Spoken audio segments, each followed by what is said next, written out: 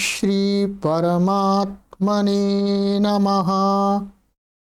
ओम श्री गुरुभ्यो नमः। ओम श्री ऋषिभ्यो नमः। ओम असतो मा सद्गमय तमसो मा ज्योतिर्गमय मृत्योर्मामृतंगमय। ओम शांति शांति शांति। सभी को सादर नमस्ते। देववाणी संस्कृतम यूट्यूब चैनल में आप सभी सज्जनों का हार्दिक अभिनंदन। मित्रों, विशुद्ध वाल्मीकि रामायण को हम पढ़ रहे हैं और आज विशुद्ध वाल्मीकि रामायण की यह हमारी 14वीं कक्षा है। 13 कक्षाओं को मैंने पढ़ा दिया है आपको। आज हमारी 14वीं कक्षा है।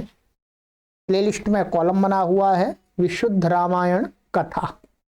उस पर क्लिक करके कोई भी महान भाव देश में विदेश में कहीं पर भी पढ़ सकते हैं और सत्यता को जान सकते हैं, रामायण की सत्य घटनाओं को। चलिएगा मित्रों, गत कक्षा में मैंने आपको जो हमारा बाल कांड चल रहा है उसका 10वां सर्ग हमने पूरा आपको पढ़ा दिया था और उसमें यही हमने जाना था कि विश्वामित्र जी अयोध्या में आए थे राजा दशरथ के यहाँ पर, और उनका राजा दशरथ ने और वशिष्ठ जी ने और उनके और भी बहुत सारे मंत्रीगण आदि थे, उन्होंने उनका सम्मान किया और बाकायदा उनका वहां पर अभी निवास चल रहा है विश्वामित्र जी का अयोध्या नगरी में। तो ये बात हमने इसमें पूरी कंप्लीट कर ली थी 10वें सर्ग में, और आज हम पढ़ेंगे एकादशः सर्गः, 11वां सर्ग। ये बालकांड चल रहा है, ये मैंने बता दिया आपको।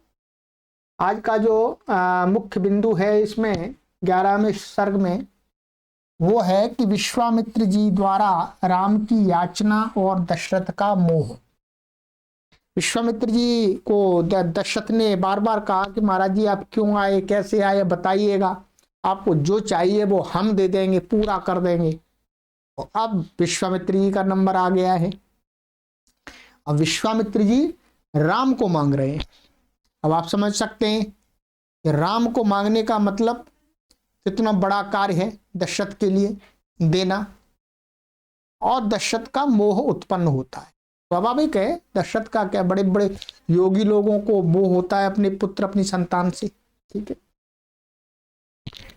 चलिएगा तो पढ़ते हैं और समझते हैं क्या कहते हैं। महर्षि वाल्मीकि कहते हैं, तत्श्रुत्वा राजसिंहस्य वाक्यम अद्भुत विस्तरम हृष्टरोमा महातेजा विश्वामित्रोऽभ्यभाषत। राजाओं में श्रेष्ठ दशरथ के अद्भुत और विस्तृत वचनों को सुन महातेजस्वी विश्वामित्र हर्षित होकर बोले, क्योंकि दशरथ ने पूरा आश्वासन दे दिया कि जो भी आप मांगेंगे सब देंगे।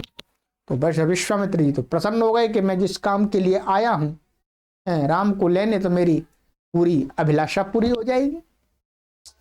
तो अब हर्षित होकर के विश्वामित्र जी क्या कहते हैं राजा दशरथ को, सुनते हैं। सदृशं राज शार्दूला तवैव भुवि नान्यतः महावंश प्रसूतस्य वसिष्ठ व्यपदेशिनः। हे नृप शार्दूल, हे नृप शार्दूल का अर्थ है हे श्रेष्ठ राजा, ऐसे वचन आप जैसे इक्ष्वाकु वंशी और वशिष्ठ जी के यजमान को छोड़कर और कौन कहेगा। तो विश्वामित्र जी कह रहे हैं आपने जो राजा दशरथ आपने जो बात कही है वो इक्ष्वाकु वंश में उत्पन्न हुए व्यक्ति और जो महर्षि वशिष्ठ हैं उनके यजमान हैं राजा दशरथ। तो कह रहे हैं कि आपके अलावा कौन कहेगा, कोई नहीं कह सकता ऐसे तो।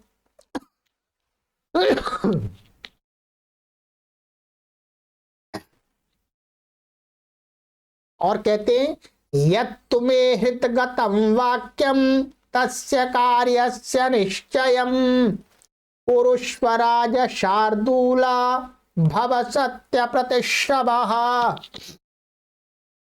हे राज शार्दूल, अब मैं अपने हृदय की बात कहता हूं, उसके अनुसार कार्य कर आप अपनी प्रतिज्ञा को पूर्ण कीजिए। अब जो आपने बोल दिया है अब मैं अपनी बात कहता हूं, विश्वामित्र जी कहते हैं, और उस बात को आपको पूरा करना है, अधूरा नहीं छोड़ना है, अधूरा नहीं छोड़ना, जो मैं मांगू वो देना है आपको। तो कहते हैं आगे क्या कहते हैं,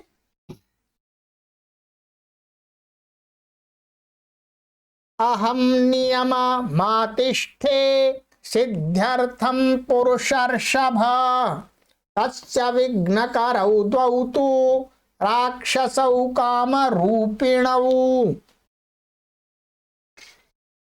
हे नरश्रेष्ठ, आजकल मैं यज्ञ सिद्धि के लिए दीक्षा धारण किए हुए हूं।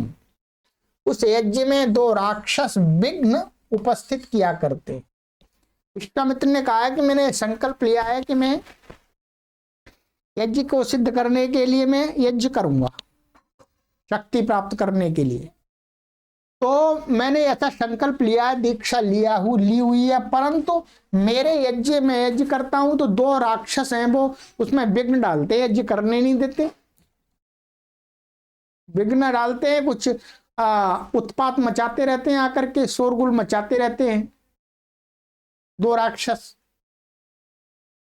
तो इसलिए विश्वामित्र कहते हैं कि हे राजा दशरथ, स्वपुत्रम राज शार्दूल रामम सत्य पराक्रमम काकपक्षधरम शूरम ज्येष्ठम दातुमर्हसि। कहते हैं हे नृपश्रेष्ठ राजा दशरथ, सत्य पराक्रमी काकपक्षधारी और शूरवीर अपने ज्येष्ठ पुत्र श्री राम को मुझे दे दीजिए।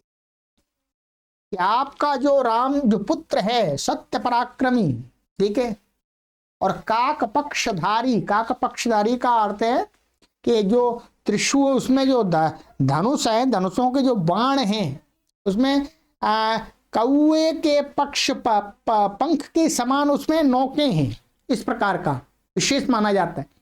तो ऐसे धारण करने वाले शूरवीर अपने पुत्र श्री राम को मुझे दे दीजिएगा, इससे मेरा यज्ञ कंप्लीट हो जाए, ठीक है। वो राक्षसों को भगाते रहेंगे। शक्तो ह्येष मया गुप्ता दिव्येन स्वेन तेजसा राक्षसा ये विकर्तारस् तेषामपि विनाशने। मेरे द्वारा रक्षित श्री राम अपने दिव्य तेज से न केवल मेरे यज्ञ की ही रक्षा करेंगे अपितु राक्षसों को भी नष्ट कर देंगे। और विश्वामित्र जी राजा दशरथ को कहते हैं कि महाराज जी देखो, मैं आपके पुत्रों को सुरक्षित करने की जिम्मेदारी लेता हूं और आपके पुत्र जो राम है सुरक्षित होते हुए वो मेरे यज्ञ की तो रक्षा करेंगे ही, और साथ में मैं उनको ऐसी शिक्षा भी दूंगा कि वो उन राक्षसों का वध भी कर देंगे। ये मैं आपको आश्वासन देता हूं, ठीक है। और कहते हैं आगे, श्रेयश्चास्मै प्रदास्यामि बहुरूपं न संशयः त्रयाणामपि लोकानां येन ख्यातिं गमिष्यति। मैं इसके कल्याण के लिए, इसके माने श्री राम के कल्याण के लिए ऐसी अनेक विधियां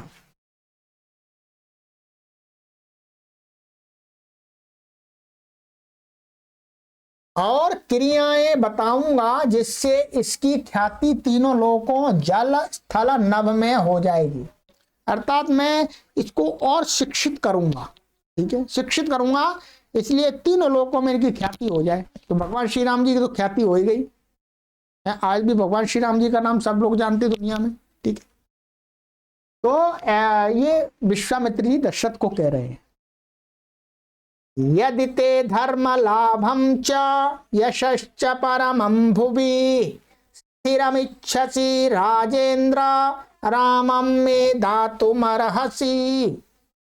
यदि आप संसार में अपने पुण्य और यश को स्थिर रखना चाहते हैं तो श्री राम को मुझे दे दीजिए। तो राजा दशरथ को कह रहे हैं, यदि आप अपने पुण्य को और अपने यश को इस अजर अमर बनाना चाहते हैं तो श्री राम को मुझे दीजिएगा। ठीक है, श्री राम को मुझे दीजिएगा, ठीक है। आज के समय में कोई नहीं ऐसे मांग सकता, ना कोई दे सकता, ठीक है। कहते हैं और कहते हैं आगे, इत्येवमुक्त्वा धर्मात्मा धर्मार्थ सहितं वचः वीरराम महातेजा विश्वामित्रो महामुनिः। धर्मात्मा महातेजस्वी महामुनि विश्वामित्र जी धर्मार्थ युक्त ऐसा वचन कह करके चुप हो गए। बस जो धर्मात्मा महातेजस्वी महामुनि विश्वामित्र जी थे वो धर्मार्थ माने यज्ञ की, धर्मा ने यज्ञ की रक्षा के लिए उन्होंने मांगा था, तो इतना कह करके भाई मेरे को श्री राम को चाय दे दो, और इतना कह करके चुप। बस यही चाहिए था उनको, उनको कोई धन संपत्ति नहीं चाहिए थे। फिर कहते हैं आगे महर्षि वाल्मीकि जी, तत्श्रुत्वा राज शार्दूलो विश्वामित्रस्य भाषितम् मुहूर्तमिव निस्संज्ञः संज्ञावानिदमब्रवीत्। विश्वामित्र के कथन को सुन राजा दशरथ मुहूर्त भर को मूर्छित हो गए। तदनंतर सचेत होने पर वह बोले, भाई अब राजा दशरथ ने उनका बेटा ही मांग लिया और बेटा भी सबसे बड़ा मांग लिया, ठीक है। तो वो बेचारे मूर्छित हो जाते हैं, हो गए एकदम, है एकदम, अरे क्या कर दिया जी, मैं तो कभी सोच भी नहीं सकता कि मैं अपने बेटे को, कोई मेरा बेटा मेरे से मांग लेगा, ठीक है। राजमहलों में रहने वाला मेरा बेटा जंगल में कहाँ है खाक छानेगा, कहाँ राक्षसों से लड़ेगा। अरे मूर्छित हो गए और फिर थोड़ी देर बाद उनको होश आया, तब फिर उन्होंने कहा, तो क्या कहा आगे कहते हैं,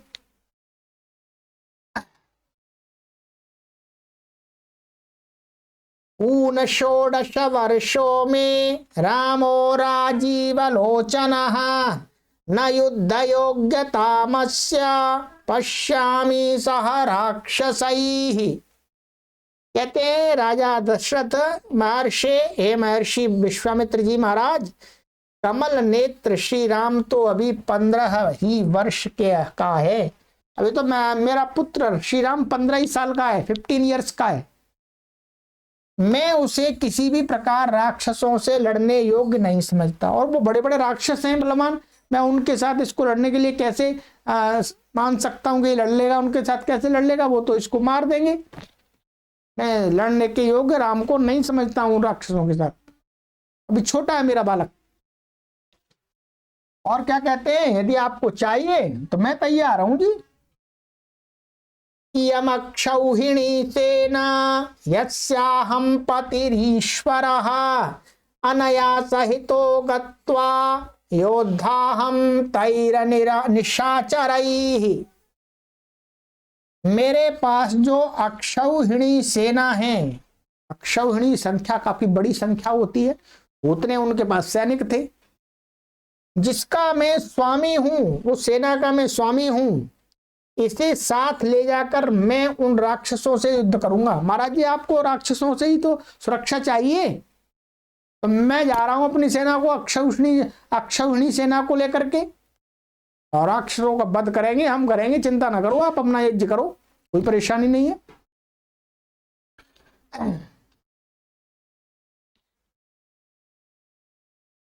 इमे शूराश्च विक्रांता भृत्यामेस्त्र विशारदाः योग्या रक्षवो गणैर्योद्धुम न रामम नेतुमर्हसि। ये मेरे महापराक्रमी शूरवीर, युद्ध विद्या में प्रवीण, वेतन भोगी योद्धा, माने सैलरी मिलती थी उनको, सैनिकों को राक्षसों से युद्ध करने में समर्थ हैं। आप इन्हें ले जाइए, राम को मत ले जाइएगा महाराज जी। मैं अपनी सेना को भेज रहा हूं और आप कहेंगे तो मैं भी चलूंगा बाद में, ठीक है, पर राम को मत ले जाइएगा, राम अभी उसको उनको कुछ भी नहीं कर सकता। और कहते हैं राजा दशरथ, अहमेव धनुष्पाणिर गोप्ता समर मूर्धनि यावत् प्राणान् धारिष्यामि तावद्योत्से निशाचरैः।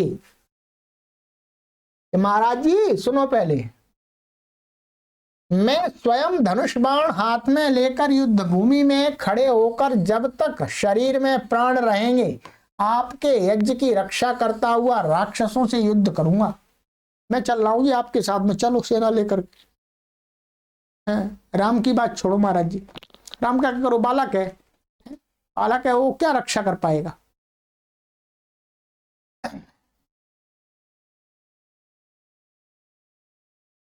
और कहते हैं अहम तत्र गमिष्यामि न रामम नेतुमर्हसि बालो ह्यकृत विद्यश्च न च वेत्ति बलाबलम न चास्त्र बल संयुक्तो न च युद्ध विशारदः न चासौ रक्षसां योग्यः कूटयुद्धा हि ते ध्रुवम्। और कहते हैं मैं स्वयं वहां चलता हूं, आप श्री राम को न ले जाइए, क्योंकि श्री राम अभी बालक है महाराज जी। वह न तो अनुभवी है, उसको अनुभव भी कहाँ है, बालक 15 साल का बालक है, और न शत्रु के बलाबल को समझ सकता है, यानी शत्रु कितना बलवान है कितना दुर्बल है उसके बल और अबल को नहीं समझ सकता अभी, और न युद्ध विद्या में ही कुशल है, अभी उतना युद्ध विद्या नहीं जानता है, ठीक है, मैंने जानता है पर प्रैक्टिस नहीं की अभी, अभी रणभूमि में युद्ध नहीं लड़े।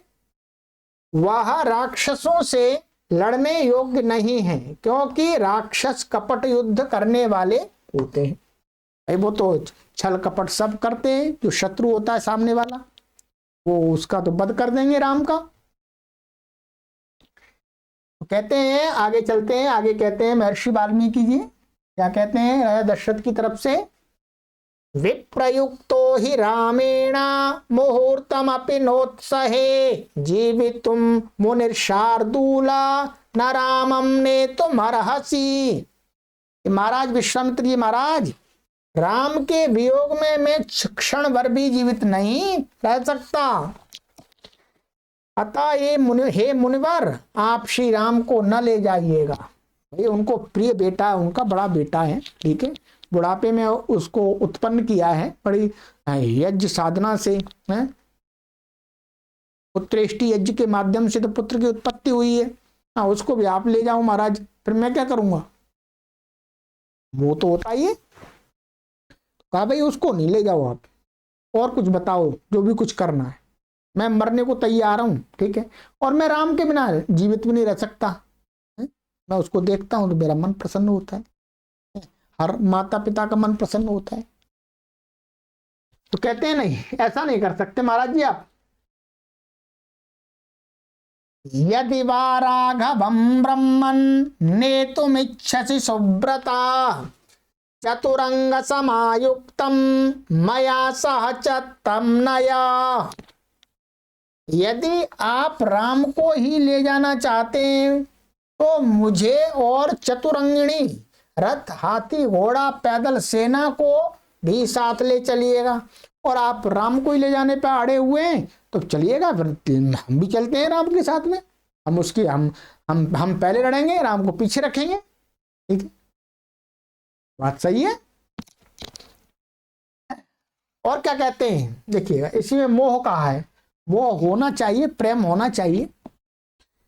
षष्टिरवर्ष सहस्राणि जातस्य मम कौशिका दुःखेनोत्पादितश्चायं न रामं नेतुमर्हसि।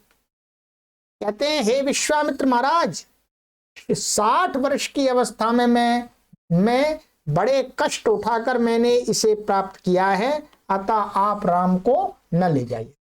तो 60 वर्ष, यहां पर लिया षष्टि ही वर्ष सहस्राणी।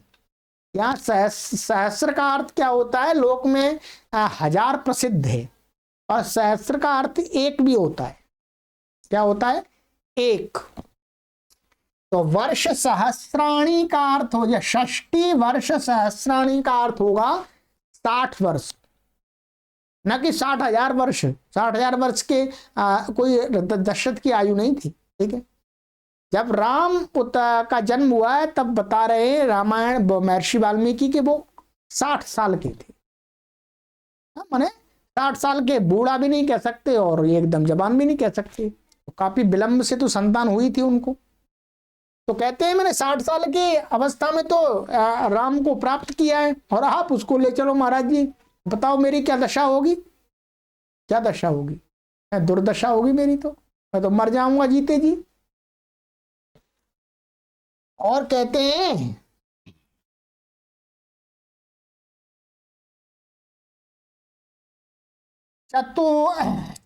चतुर्नामात्मजानां हि प्रीति परमिका मम ज्येष्ठे धर्म प्रधाने च न रामं नेतुमर्हसि।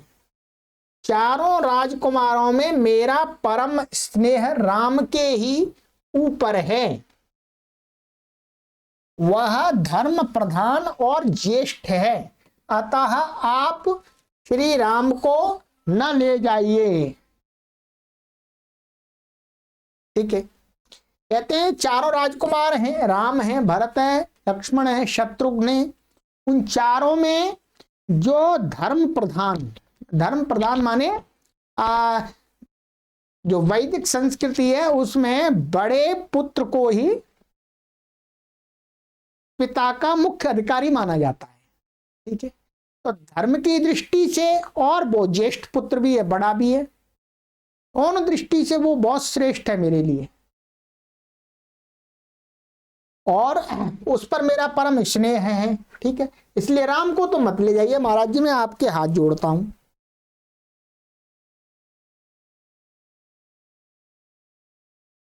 किं वीर्या राक्षसास्ते च कस्य पुत्राश्च केचते।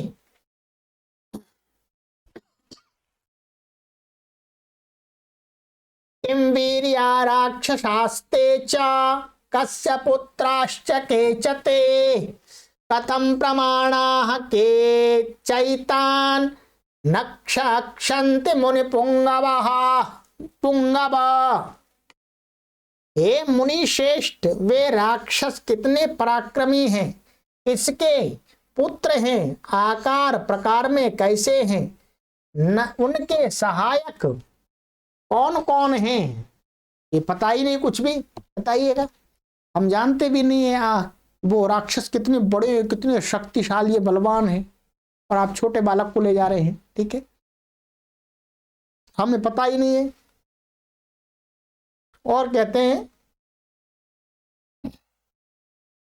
तस्य तदवचनं श्रुत्वा विश्वामित्रोऽभ्यभाषत।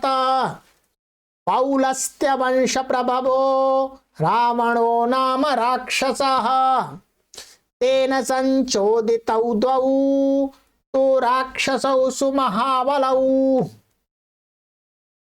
मारीचश्च सुबाहुश्च यज्ञ विघ्नं करिष्यतः। कहते राजा दशरथ की बात को सुनकर के अब विश्वामित्र कह रहे हैं कि महाराज जी के वचन सुन। विश्वामित्र जी बोले, हे राजन, महर्षि पुलस्त्य के वंश में उत्पन्न रावण नाम का एक राक्षस है। उसी की प्रेरणा से बड़े बलवान दो राक्षस मारीच और सुबाहु यज्ञों में विघ्न डाला करते हैं। अब उन्होंने कहा कि आपको पता नहीं है तो मैं बताता हूं कि वो कैसे कौन राक्षस है। महर्षि पुलस्त्य के वंश में उत्पन्न रावण है। और रावण क्या है? राक्षस वृत्ति का आदमी है। और उसी ने दो अपने बलवान राक्षसों को, दुष्टों को, मारीच नाम और सुबाहु नाम को भेज करके मेरे यज्ञ में बाधा डालवा करता है। वो डलवाया करता है। तो ये मारीच और सुबाहु नाम के दो राक्षस हैं, मुख्य रूप से मुझे बाधा पहुंचाते हैं यज्ञ में। और उसमें रावण का सपोर्ट है। रावण उसको पीछे से उनको शक्ति प्रदान करता है, उनको प्रेरणा देता रहता है और वो परेशान। अब देखिए रावण कौन था? पुलस्त्य वंश में होने महर्षि पुलस्त्य जो बहुत ज्ञानी हुए हैं, उनके वंश में पैदा हुआ था रावण। परंतु उसके कर्म ऐसे थे, राक्षस के तो राक्षस बन गया। और कहते हैं इत्युक्तो मुनिना तेन राजोवाच मुनिं तदा न हि शक्तोऽस्मि संग्रामे स्थातुं तस्य दुरात्मनः। विश्वामित्र के वचनों को सुन दशरथ ने कहा, उस दुरात्मा रावण का सामना तो मैं भी नहीं कर सकता हूं महाराज। अरे वो तो बहुत बलवान है रावण, तो उसका सामना तो मैं भी नहीं कर सकता। ही छोटा बालक कैसे करेगा उसके दो भेजे हुए राक्षसों से? ये तो बहुत अनिष्ट की बात है। राजा दशरथ भी डरे हुए हैं रावण के नाम से, समझ लीजिएगा। रावण इतना बलवान था उस समय, उसकी इतनी प्रसिद्धि थी। और कहते हैं तत्त्वं प्रसादं धर्मज्ञ कुरुष्व मम पुत्र के बालम मे तनयं ब्रह्मन् नैव दास्यामि पुत्रकम्। हे धर्मज्ञ विश्वामित्र महाराज जी, हे ब्रह्मन, हे ब्राह्मण देवता, आप मुझ पर और मेरे बच्चों पर कृपा करें। मैं अपने बाल पुत्रों को कदापि नहीं दूंगा। इस काम के लिए तो मैं नहीं दे सकता हूं जी, है? इस काम के लिए तो मैं नहीं दे सकता हूं।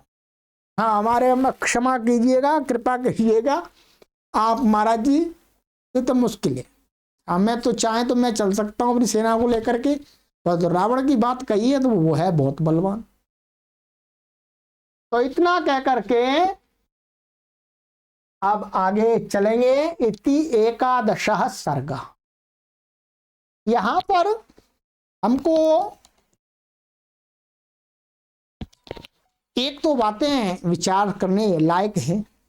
इस संसार में चाहे राजा हो, चाहे रंक हो, गरीब हो, निर्धन हो, सबको अपनी संतान से प्रेम होता है, प्रेम होता है। और विश्वामित्र जी महर्षि आदमी है, ऋषि आदमी है, माना ठीक है, परंतु उन्होंने राम को मांगा है तो उन्होंने भी कुछ सोच समझ करके मांगा होगा। क्योंकि राजा दशरथ स्वयं कह रहे हैं मैं चलने को तैयार हूं, मेरी सेना चलेगी, आप उसको ले चलिएगा। परंतु महर्षि विश्वामित्र तैयार नहीं होंगे, आगे देखेंगे हम। तो राम के लिए अड़ जाएंगे। तो इससे महर्षि विश्वामित्र भी राम के अंदर ऐसी शक्ति को देख रहे हैं कि ये कोई विशेष आत्मा है, इसके माध्यम से कोई बड़ा कार्य कराया जा सकता है। कुछ ज्ञानी लोग इतना तो अनुमान लगा ही लेते हैं, ठीक है, और हाव भाव देख करके, चेहरा देख करके, ठीक है, तो उन्होंने इतना तो अनुमान लगा लिया है कि ये कोई विशेष आत्मा है और इसका प्रयोग अर्थात मैं करूं, मैं इसको और शिक्षित करूं, जिससे ये आगे चल के राक्षसों का नाश कर सके, ठीक है। तो उसी प्रकार से वो ले जाएंगे, मानेंगे नहीं, ठीक है, ले जाएंगे। तो कल्याण के लिए कह रहे हैं, परंतु पिता का मोह है, वो भी कैसे छोड़ा जा सकता है, ठीक है।